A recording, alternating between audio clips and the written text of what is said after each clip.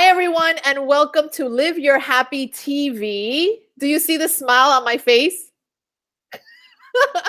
I am so excited about today's interview. And I'll share with you why. I'll just get right into it because I really want to cover a lot with our guest today. His name is Jayem. He channeled an amazing book called The Way of Mastery. And I'm going to speak to him about that today. But real quick, before I introduce him, I went to Greece in 2014. Jennifer Hadley invited me to speak alongside Gary Renard and Patricia Black. And one of the participants there showed me this book. And as you can see, it's a pretty big book. As you can see, it's a little worn out because I have been using it. As you can see, I have proof here.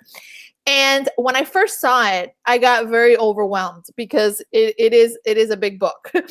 And I thought to myself, I'm not going to read that, And this participant of this retreat told me that it's really good, that it's like the Course in Miracles, but it's more practical. It's easier to understand. The forgiveness process in the book is amazing. And I kept on like, yeah, whatever. I will never read that book because, as you guys all know, I'm not a big reader. Even though I wrote a book, I really don't like reading much. And I get sent books from students and teachers all the time. Either teachers want me to endorse a book or students want me to read the book because it's inspired them. So to make a long story short, because I could talk about this all day of the miracle of this, I had this amazing student. He's from Puerto Rico. I forget his name right now. And he mailed me this book. He mailed me this book just a week after I got back from Greece. And I opened the book and I was like, holy shit, what is this? This is amazing. And I'll tell you why. I love practical things. I love books like this because they really are kind of, you can mingle in the world and also understanding that you're not of it. And that's what I love about it. Also, I have to say, and I never speak highly of anything, but this really helped me. I started to do the processes in the book, which I'm going to talk to Jayem about. And I started to experience changes in my experience of consciousness, like literally immediate. I started to reflect, inform my mind. And I was like, wow. So it is a book that you actually see changes in form right away. And I think that it's just such a beautiful reflection of how the mind is so powerful. And I feel that we, as Course in Miracles students, we kind of don't want to be informed. And I get that. But at the same time, it's nice to see progress and to see that our mind is so powerful. So I'm just going to get right into it, Jayem. Thank you for being here. As you can see, I'm very excited. Yes. And I think it's because I had the Cuban coffee too, so I'm going to settle down now. So as you can see, I have a couple questions for you. But before we begin, I wanted to see what has come up for you as I've shared or what I've shared about the book, of how it's touched me, and just whatever comes up for you that you want to talk about for the next few minutes. Okay. Can I have some of your Cuban coffee? I'll make you some. I'll make you some when we come visit. All right, that sounds good to me. Just a few things briefly before you begin with wherever you want to go, I will follow. That's cool. One thing that's important to know is that the Way of Mastery book you're holding is actually a collection of what should have been printed as 3 separate books: The Way of the Heart, Way of Transformation, and Way of Knowing. And what they actually are transcriptions of live, what we call channeling, that Joshua did. So there's been no editing, no rewrites, no anything. It's just his words. And very briefly, how this took place, he came to me in 1987. I know that's a long time ago, in the last century. But some of us are older on this journey, I guess. But he spent about 7 or 8 years preparing me for a time when he would then take me out of the body completely, and he would enter into it and use it as a teaching vehicle and communicate using, and so it was always surreal. I would listen to the original recorded audios and I could recognize it was my voice, but it was not how my mind thought. He was operating at a very different level of consciousness, yet using the body. When it would be done, he would say, "We're done for now," and he would bring me back to the body, and I would experience it in a highly charged state of energy that would go on for hours and hours. I would go outside and take walks, and I could literally see through trees, garages. Everything was like luminescent and shimmering in light. And then gradually the frequency would drop, and I'd say, "Joshua, how come I can't stay in that frequency?" And being the wise teacher is, he said, "Well, my brother, that would be a very good question for you to live in. What is it that's dropping your frequency or your capacity to be in form, operating through the body, yet completely operating in the realms of light like he does?" So one night I had strep throat and was going to cancel the group that would come to our house because I'm sick. So my mind is saying, since I'm sick, this can't happen. And he said, "My brother, you are the one creating the experience of sickness. I don't accept it. Therefore, there will be no problem." And sure enough, when he came through into the body to teach, every trace of the sickness vanished. And he went on for 4 or 5 hours. When he left, it came back.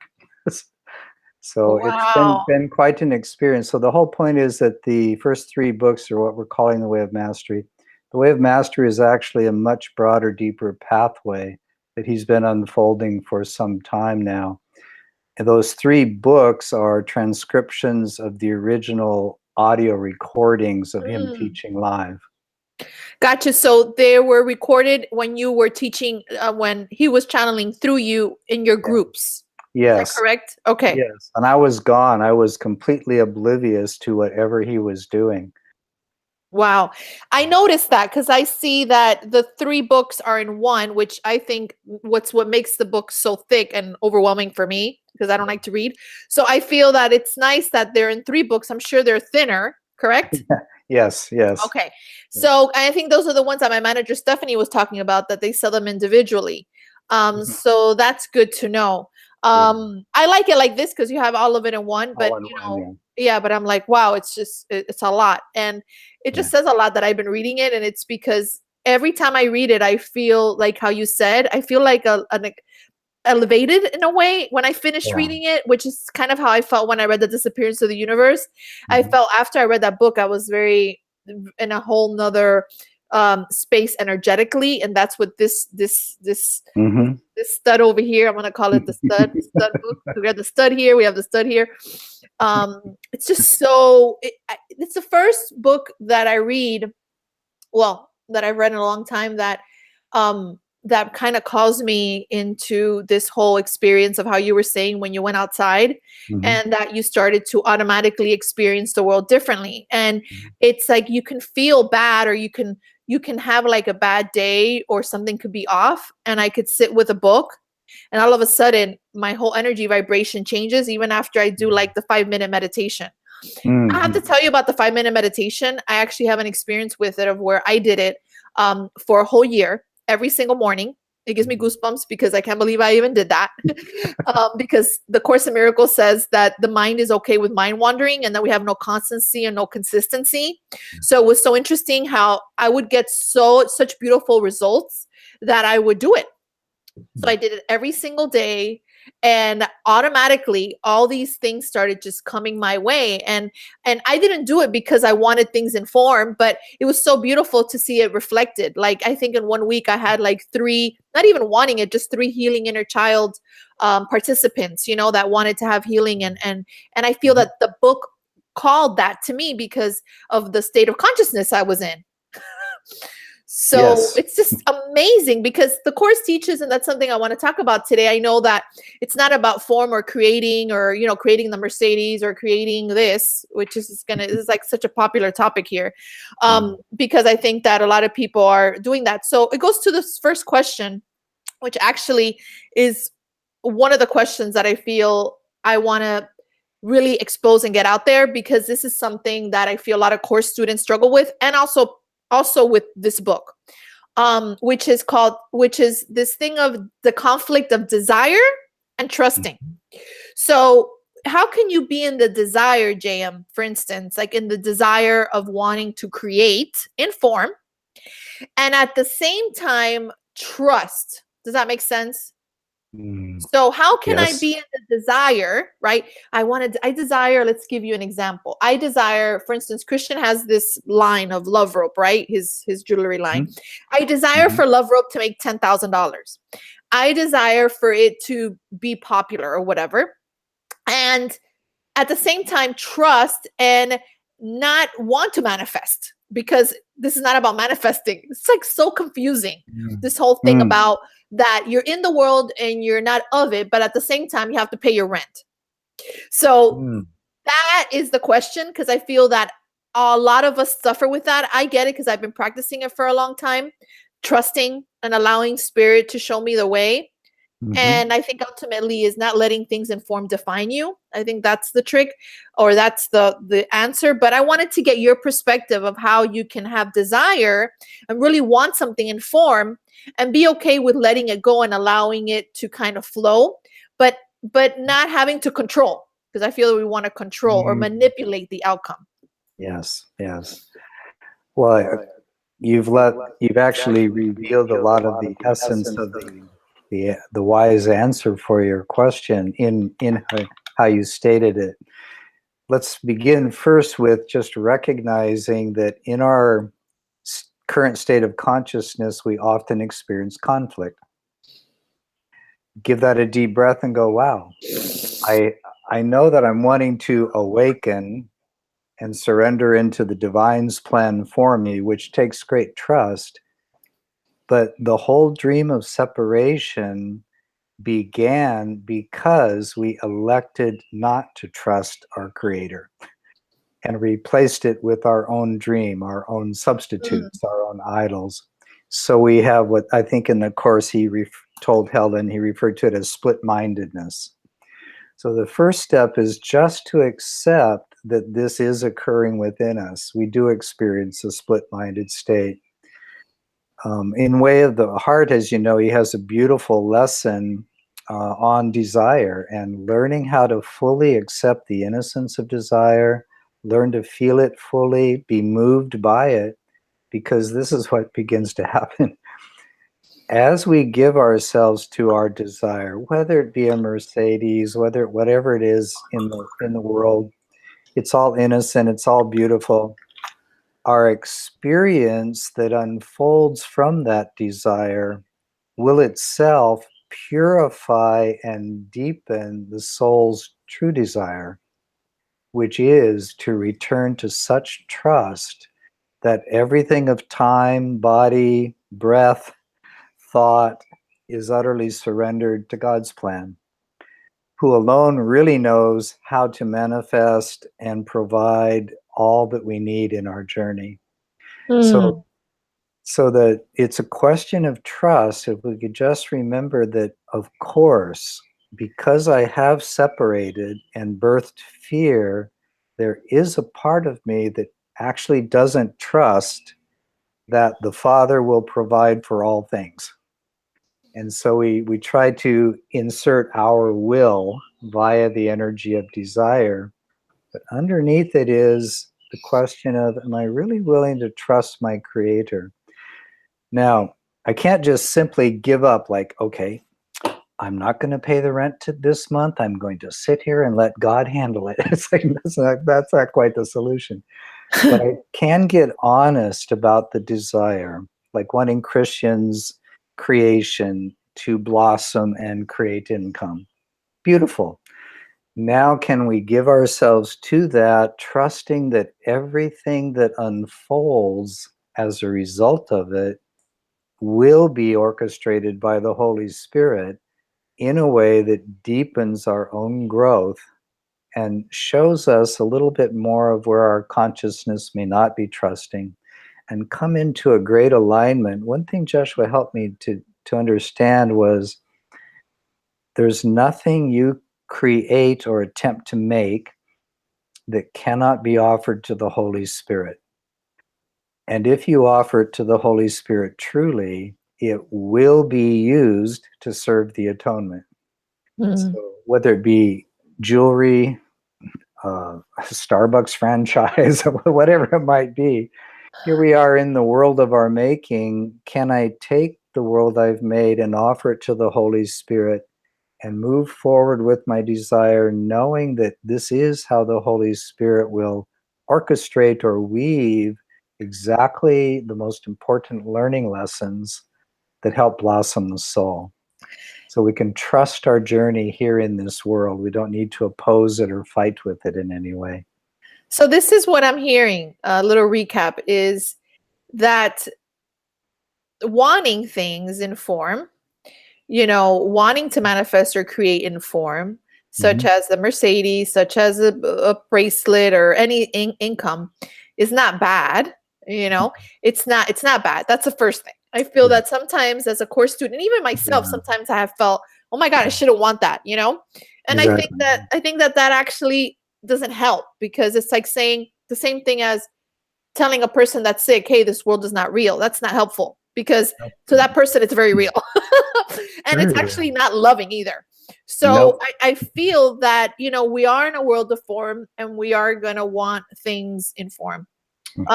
That's part of the duality. So I feel that the healing comes in, hey, it's okay.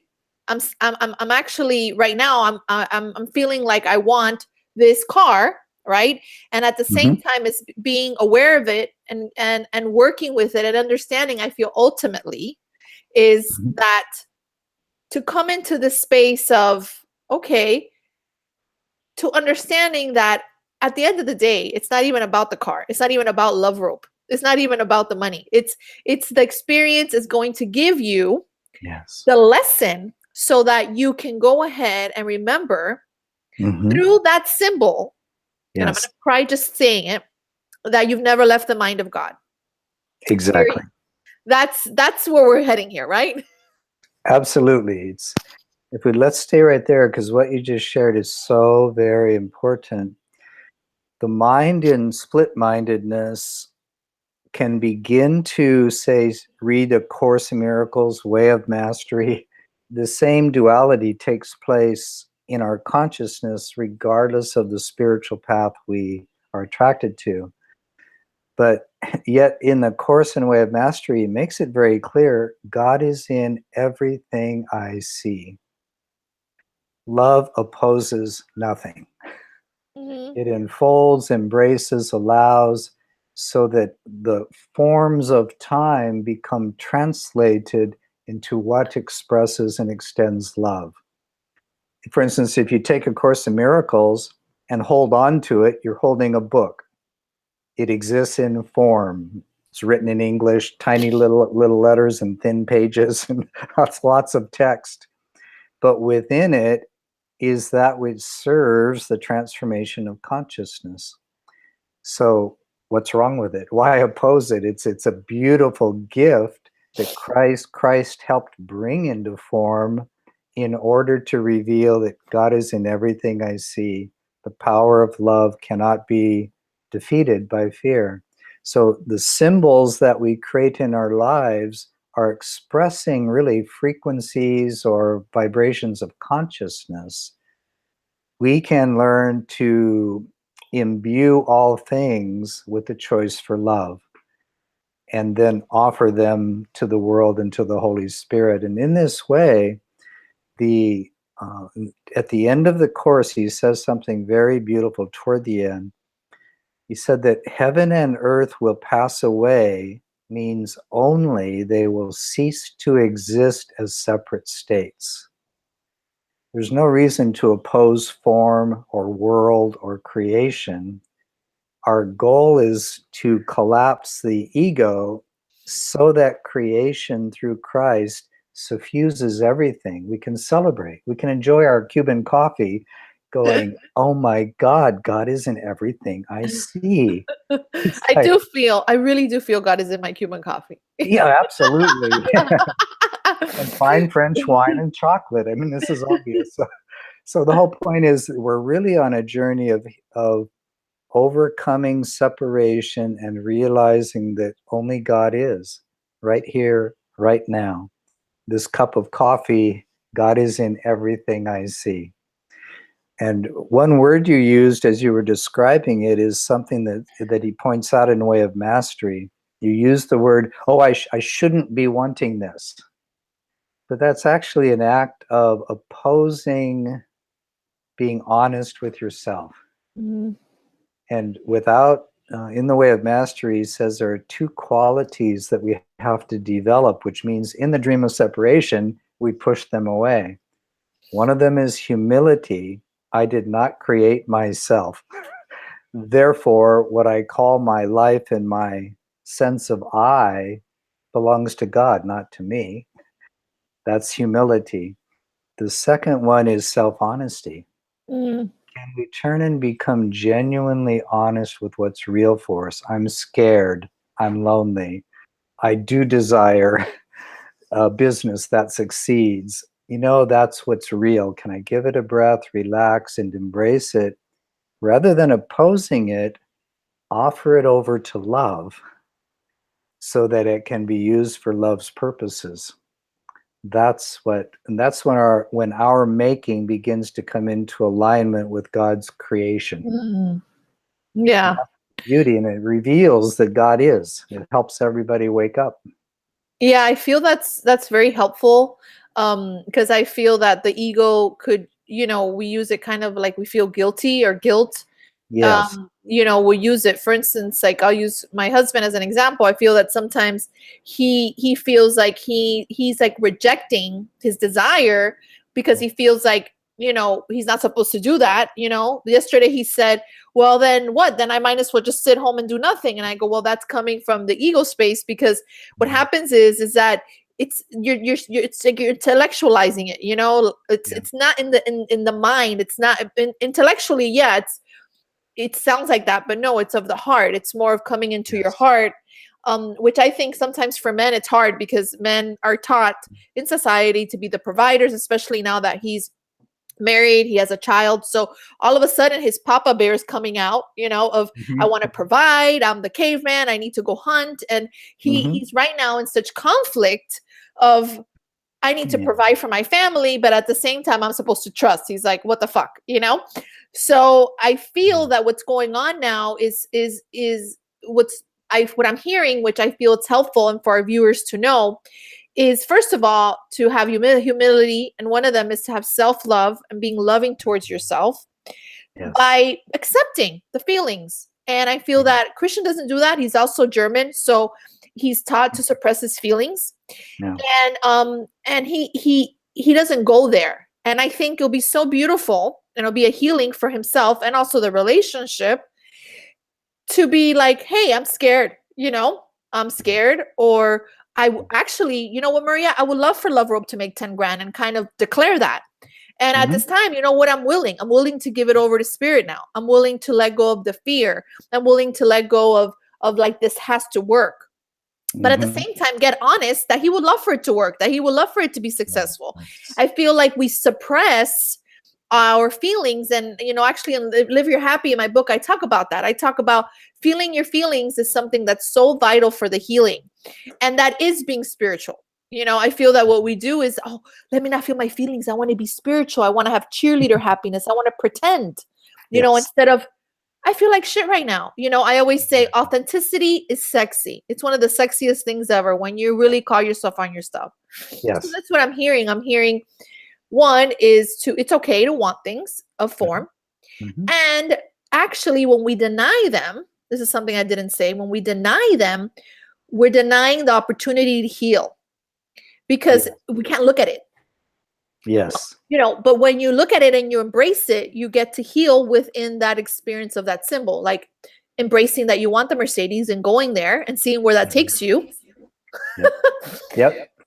So I think it's so cool, like the practicality of it, because I'm all about the practicality, and making this easy. I always say easy is normal. in truth, in spirit, in ego, not so much. But when you start to, as you say in your book, in all three of them, as Joshua says through you so beautifully, is that it starts to get really easy when you do things with Holy Spirit, and it gets fun, more fun, and more peaceful, really. Yes. Yes. But I wanted to discuss with you, it takes something.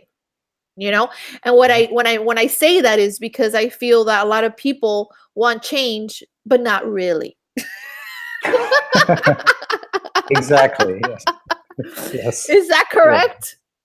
Oh boy, is it ever. I remember Saint Augustine, one of the Christian mystic fathers, he once said, he became aware that his real prayer was, God grant me salvation, but not just yet. It's like, I don't want to have to change, because if you remember the ego, we've made it our identity. I am the thoughts of the ego. The ego resists its own demise and change. And so our fear of change is actually a fear of the radical transfiguration in the seat of our soul from ego to Christ. But yeah, and that's a journey we all go through. It's like, yeah, I want more of God, but I don't want to have to feel my feelings. Yeah. And yet, but love opposes nothing. And one of his core teachings is simply this: love allows all things, trusts all things, embraces all things. If I'm feeling fear and I try to repress it or push it away, now I'm in split-mindedness. I'm not in a state of love. And only love can heal. So say you're mentioning, we can use, since Christian's not here, we can use him as an example. Let's do it. Let's do it. These are I had a friend that came to our ashram in Bali. She was from Germany. She finally said, I think this work is taking the German right out of me. Because she was learning to feel and trust it all and know that God is, even in my sadness, my fear that needs to be felt, so I can recognize it, so I can bring it like a child onto my lap and trust it. And when we embrace and feel fully, revelation and guidance always comes from that. But if we deny it and push it away, we actually block the Holy Spirit from really coming into our lives. It's pretty important to, and you said it beautifully, learning to feel fully is an absolutely necessary step in a genuine spirituality, because love opposes nothing. I also think that within the feeling is the awakening, because I feel that that's the only way is within the feeling is when you start to, at least for me, I start to feel, and I actually call Holy Spirit in to feel with me, and it meets me where I'm at. Yes. And I feel its presence and its embrace, and it shares things like, I got you, and I know this is really hard for you, and understands my needs in form, actually, and be like, it was a point that this is a funny story, that after I had the baby, I was so overwhelmed, and there was so much going on with sleep deprivation. There was a lot going on with scheduling, with understanding my baby while he's crying. There was a lot of things going on. And I call it like, I went straight to the spiritual university right away with him. And I started to play in the spiritual Olympics. Like it was like the time had come to really put this into practice, put the Course of Miracles into practice in high gear, even if I didn't want to, because if not, I was going to lose my mind, and not in a good way. Like I was losing my shit. So what I did is that I started to be very mindful, and I told Christian, listen, I need you to watch the baby for 30 minutes, and I need to go meditate, because this is what's going on here. I have no communication with Spirit right now. So I went into the nursery, I sat down with Spirit, and I literally sat with the Holy Spirit, and I said, Holy Spirit, and Holy Spirit literally shut me down and said, shh, I know exactly what you need. Don't even waste your energy. And I was like, what? He's like, yeah, he's like, you're just overtired. Don't worry. Yeah. You don't even have to explain it. I know exactly what you are asking of me before you even ask it. And I'm here for you. And I was like, That means I don't need to talk. That means I don't need to think. No, you don't got to talk. You don't got to think. You just have to be. And I was like, wow, that spirit. And I feel that that takes discipline. It takes practicing. It takes really wanting change. I mean, there's a point that you have to say in this experience of that we're in the world, in this world that we appear to be in, is you have to really want it, you know, to a point that you're like, I'm done. I'm done with the suffering. I'm done with not forgiving. I'm done with not taking responsibility of being a victim. And I am ready to experience God. And I'm gonna forgive even if even if I don't want to. And I'm gonna take responsibility even if I don't want to. My little self, of course, you know, the ego self. I'm gonna go over there to the other room, to the nursery, and I'm gonna meditate, even if I don't want to, even though I have better things to do. Right.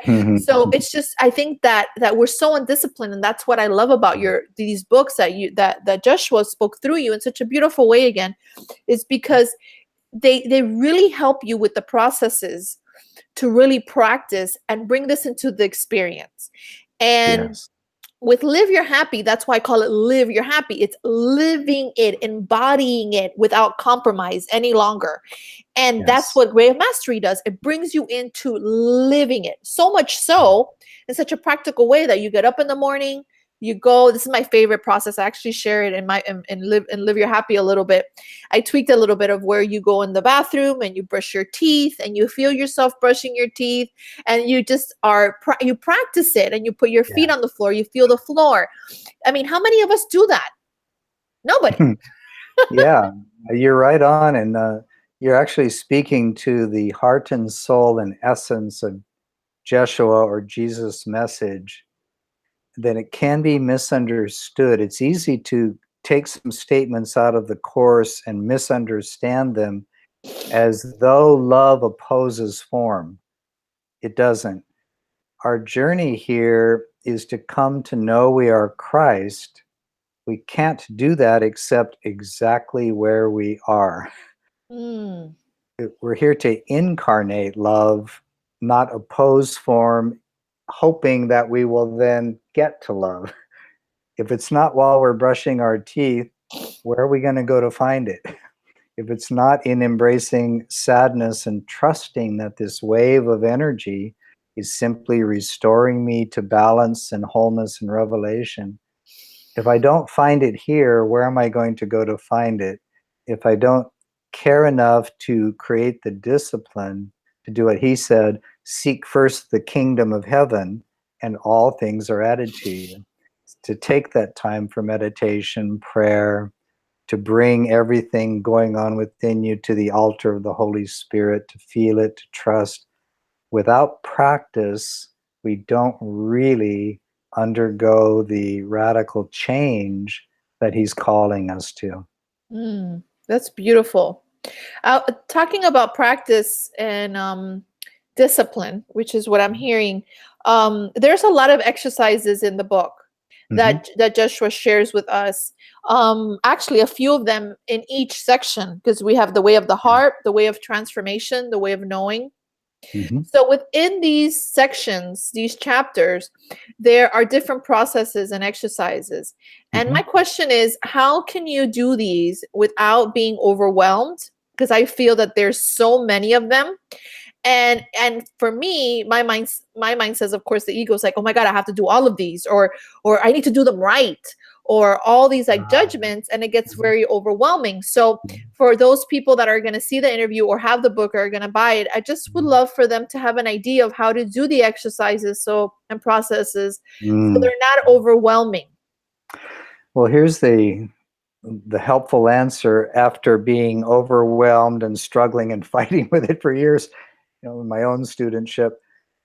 If we remember that when you're holding Way of the Heart, don't be in a hurry. In other words, what's being presented to you is being given by him to you on your journey. And he's, as you know, he's such a master teacher in the Way of Mastery. He lays things out so beautifully. He invites us into a practice. If we just take a breath and go, This is all I need to be with. Just this one practice now, and just become a good student. In other words, the second practice, the stepping stones, they'll come to us as we're ready for them. But if you want to call it the success of, say, the 29th practice that he gives, depends on the quality of our studentship with the first one. So if we're just with that and trust the Holy Spirit knows how to use my time with this to generate the deep inner alchemy at levels beyond which my mind can't even grasp. And that is what will open and prepare me for the second one.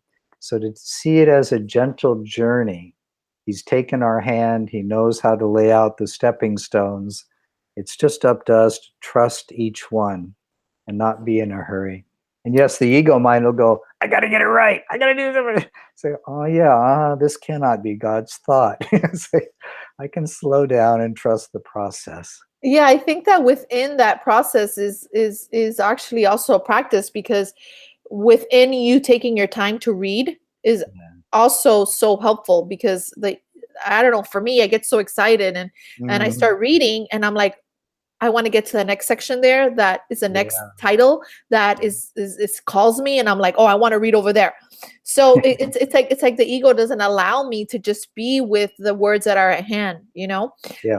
And then what I started to do was just what I did, which I'll share with everyone here. What's really great about what Joshua shares, it's fun because he'll say things like, why don't you get a new journal and a new pen and put the journal in a sacred space? And it gets really, really fun. So I did this. This is mine. Oh, beautiful. So this picture is, Stephanie gave it to me. It's from an artist called Nanette, which I'm actually going to have on the show in a few weeks. And she does this beautiful artwork. And so I put this on the journal. This is a 99-cent store journal. And I just put Jesus on it, so it looks kind of fancy. And so actually I started this particular journal in January of 2015. So this was the first thing. And what I did is I would read a section. So I would force myself to read a section, whatever that section was. And sometimes it wouldn't be the whole section because it might be too long. So maybe I'll read a paragraph or two. Okay. Then I would write my interpretation or what I got out, or what stood out for me from the lesson, and how I would want to practice it. So I'm going to go ahead and just share anything that might come through here. And if it gets a little racy, I'm sorry, you know, because I do get a little personal here. So it might be entertaining. But let me see here let me just read a little excerpt. Let's see here. Okay, this is cute. This is funny. So I put here, so let's start here. So lesson 13. So I don't know if we want to share, there's different lessons. Is that correct, Jayem? Yeah, there are a series of 12 lessons in Way of the Heart, 12 in Way of Transformation, 11 in Way of Knowing. Okay. So it says here, lesson 13. So I wrote here pure spirit. So I'm assuming that maybe that's a title. I put here pure spirit. And then it says, I put, we're not a body. There's more than the eye see. I've looked through Christ's eyes around the edges. When I read this before, I did it in my yoga class. So I practiced this actually in my yoga class. I remember it was hot yoga. And it brought my attention to the present moment automatically, right when I started doing that. And I was not, and then I was in this attitude that it's not all about me attitude. So I stopped. It was so cool because I felt like that. It's like, here I am doing yoga, and in quotations, look at me. It was so meaningful because it wasn't about look at me. You know, it was not even about me at that moment. It was all about extending love. Yes. I've also tried it in the car, although not effectively yet. I am concerned about the person thinking I'm staring at them. So these are things that come up, right? I will continue to practice this, I wrote. I like the way it feels. And then a responsibility. So there's a part that talks about responsibility. So I put, I assume responsibility for each moment, what I am doing, thinking, etc. All that I experience is coming from me. I am the creator. I can connect with other minds and send them love without saying a word. I will try this exercise on page 161 about the traffic jam. So you talk about a traffic jam, right? So we're in a traffic jam, and you say, if you want to just share real quick, what is it that you say about traffic jams and the consciousness? Well, you mean what he said? What he says, yeah, what he says. Sorry about that. What he says. Yeah, I haven't actually looked at that specifically for some time, but we can take any context and approach it differently. The traffic jam is an opportunity to attune, to send love, to feel what's beyond the edges of our habitual experience. I'm lost in a traffic jam. Damn. Oh, my plan is being interrupted, yet God's plan is doing quite well. Woo! I love that. Yeah, you've been stopped, and now you have an opportunity to radically change how you are in that moment. And that's what he's trying to lead us to. We can attune to the drivers next to us. We can rest in breath. We can actually, well, frankly, there are infinite possibilities. We can actually hear the thoughts of others. We can see their soul. All potentials reside within us if we're willing to just engage the practices so that that change can blossom. That sounds so much more delightful than sitting into traffic and making it very real. Yes, exactly. What we're actually making real is the belief that my plan should not be interrupted. That is such a great way. That's a beautiful way to say it. It's true. It's like we rather be somewhere else. Yes. Right. Yes. So we're already thinking, we're not even present. We're just thinking of when we get home, when we get to cook, that we wouldn't want to be there. My God, look at that person, look at this traffic, whatever. Exactly. So I put here again, this seems so cool. So that was the experience with the traffic jam. I'm also going to tap into the outer edges, everything, and recognize I create my experience. I am responsible for my time, and no one and nothing is except for me. If I think or do something, it's my choice. So again, it's like taking that responsibility, which I love. Yes. What I'm doing on a daily basis that doesn't work for me. So I guess there's this process of what doesn't work for me. Waking up late and thinking the same old caca thoughts. So caca is shit, by the way. Yeah. So shit thoughts such as, I can't attract romantic love. So this is before I met Christian. So this is gonna get juicy now. It's impossible. I'm not good enough, and something is wrong with me. Yeah. So this is so beautiful, because here is like I'm feeling my feelings and I'm getting really real about them.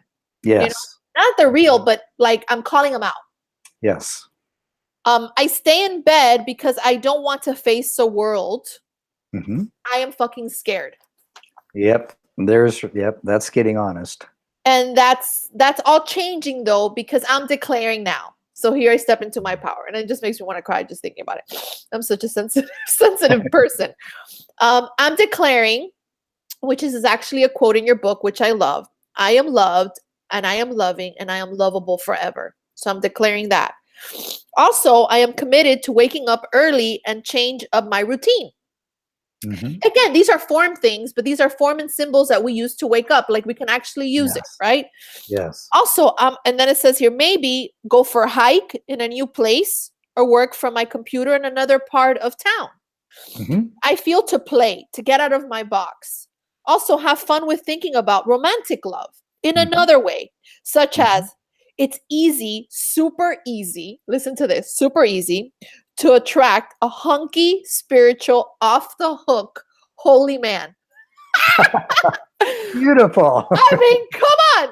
So this was in 2015, and I attracted Christian in 2017. And I have two hunky mans now. I have my hunky Christian, I have my hunky Ari. So this book is off the chain. That's all I gotta say, people. And you go out and buy it, because Joshua's on fire through Jayem. Really. It really is. It's I love what you said earlier. It's practical. It brings blossoming of genuine spirituality. into what we call our ordinary moments and transforms our view of the world, we really do come to realize what he says in way of knowing you exist in the infinite loveliness of the mind of God. Right here, right now, you're in it. And as you allow your practice and your desire and devotion to transform your consciousness, it becomes clearer and clearer that the truth is true. God That's is. beautiful. I wanted to ask you before we wrap it up here is what spiritual teachers do you like, or who do you follow if you follow? I know Joshua was your spiritual teacher, but Mm-hmm. inform. For instance, I have a very close connection with Eckhart Tolle. I love the way he teaches. So I was just wondering if there's anybody in form, maybe in India, or someone that you look up to. I'm just curious. Well, over the years, there were, of course, Yogananda, various Indian teachers, because my path began with meditation and yoga and all that. Joshua has really replaced all of them. Mm-hmm. And I deeply appreciate anybody, Eckhart Tolle, whoever is involved in the journey of growth and attempting to find ways to convey what they've discovered to be helpful for others. But what Joshua helped me understand was that, and maybe this would be a great way to wrap up. He said that the only difference between a master and a student is that the master never forgets they are a student of God's love. So, well, to cultivate ceaseless studentship and allow the love of God to unfold my consciousness into ever increasing awareness of God's presence and the ability to be moved in and by that. So anybody who's out there teaching, God bless them. And I just hope they always remember to be a student and not fall into the trap of thinking they've already learned or that they're done. So I just appreciate everybody, but I don't really follow anybody. Mm-hmm. I trust that the Holy Spirit, well, I know it now, will bring to me precisely what I need in each moment. Could be an Eckhart Tolle quote that'll show up in Facebook and go, oh, let me take a breath with this. Might be something from somebody else. So really Joshua is my main guru teacher, and the Holy Spirit is the one teacher. Mm. Yeah, I've grown to realize that with my spiritual path, and that's why I think I stopped having this desire to read books or even just because I felt that I really got, because of my practice and with which much joy I share, that I started to cultivate such a beautiful relationship with Holy Spirit through Pathways of Light, which is where I went to ministerial school. And their number one thing is the whole curriculum is to be able to hear the Holy Spirit voice, and not hear, it's more like have a relationship with Holy Spirit, of where you constantly give things over. I like to say the second within the second, and let yourself be guided. There's somebody that asked yesterday on YouTube, on one of my videos, actually with Carol Howe. I had her on, and this beautiful lady says, well, how can I hear spirit? And I think that that's something that it's very common that everybody asks, but I think that you can't really intellectualize that, because when you say, oh, hear spirit, you're like, well, people think it's like a voice. Yeah. What is that for you when you hear Holy Spirit? Do you hear it clearly channeled, or how does it look like for you? It can come in many ways. As we learn to feel fully, the body itself becomes like a tuning fork. And often the Holy Spirit's guidance is it's like striking a gong in the center of my heart that vibrates through my body, and there's just a clear knowing. Go left, go right, do this, don't do that. Sometimes it comes as a voice or a thought seen clearly in the mind, screen in the mind. So we have to trust that the Holy Spirit, which is real briefly, what we call the Holy Spirit was a translation from Jeshua's original Aramaic word Shem. And the Shem is the infinite light pouring from the Creator that's above us, around us, and through us, if we'll just let go of our own thinking and be willing to receive it. So it's in that pure light that is everywhere, is the guidance in every moment. Breath is one of the most important things I've learned from Joshua, the willingness to breathe deeply so that everything softens and opens. As he says in Way of Transformation, the body is simply the depth of unconsciousness that you have made with the power of the mind. So we learn to open and feel. The body itself is transformed into this tuning fork. I don't know how else to say it. And we can literally feel, we become much more sensitive to the nuances of energy through which the Holy Spirit is speaking to us. It's not just words or a voice, it's often a resounding feeling. And the quality that I've come to learn is of the Holy Spirit is that it is always felt in the heart. It's knowing is immediate. There's nothing to explain or rationalize. There's just simple knowing. It's time to give up chocolate for a week. Okay, there's just a knowing that that's the call, and you simply follow that. Yeah, it's like a feeling of it's like it's the highest and best, and there's no really questioning it. It's like that you know kind of feeling. You know that you know. It's a note struck from a crystal glass. It's immediate. Yeah, and I love how do you call it? You said Shem? Shem. We Shem. could spell it Shem. Shem. Yeah. Like Shem. the Shem is everywhere. The light is around you, below you, above you, suffuses you.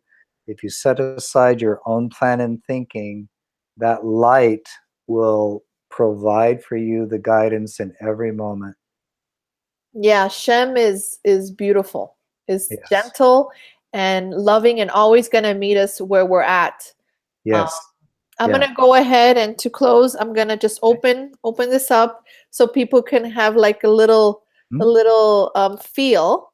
And let's see what Spirit wants to share. Let's see what Joshua wants to share on the channel today. Okay. All right. So I have this highlighted, so that already tells you something. Let's see. So this is a practice. I don't know what this thought or this image or this emotion or this memory is for. But I do know one thing. I have made a commitment to reawaken as Christ. Therefore, I will use this one moment, this one thought, this one passing phenomenon to practice what I was created for. To bless creation and thereby transform it into that which extends the good, the holy, and the beautiful. Infinitely, eternally, with joy, with innocence, with graciousness, with peace, and with marvel, as the great mastery that love is and that God is. Yes. Yes. Nothing else need be said. Exactly. Thank you so much for being here. I feel that this video is going to be very helpful. And I love to collaborate with other consciousness within the consciousness to be able to wake up more and remember that we're in the mind of God. And that's what really matters at the end of the day. Yes. Yes. And in every moment and with every breath. Wonderful. Dear brother, I love you and I appreciate you. And, same to you, sweet sister. And I am excited of what this video will bring to us. Because at the end of the day, it's for us. There's only one of us here. Exactly. All right. Thank you. And I'm really happy to be able to be on this happy train with you. And as I like to do, both of us, we go choo choo. Choo choo. Yes. All right. Thank you, everyone. As you know, I'm going to go ahead and on the comments below, I will write where you can find these incredible books. JM actually doesn't take credit for writing this. He is very adamant about sharing that it came through Joshua, and I love that. I love that. He doesn't compromise that. That's beautiful. So I just want you to know that if you Google him, you probably won't find him. Exactly. Which just says everything, because I tried to interview him and I didn't know where to find him until I finally got him on Facebook. So you can actually find them on Amazon. We will put that link on the comments. And also, as you guys know, I wrote this beautiful book called Live Your Happy that got a lot of inspiration from The Way of Mastery. And if you guys want to grab that as well, that's available if that excites you. All right, everyone. Love you. Until then, remember to live your happy because you are worthy. It's your inheritance and it's your function. Bye-bye.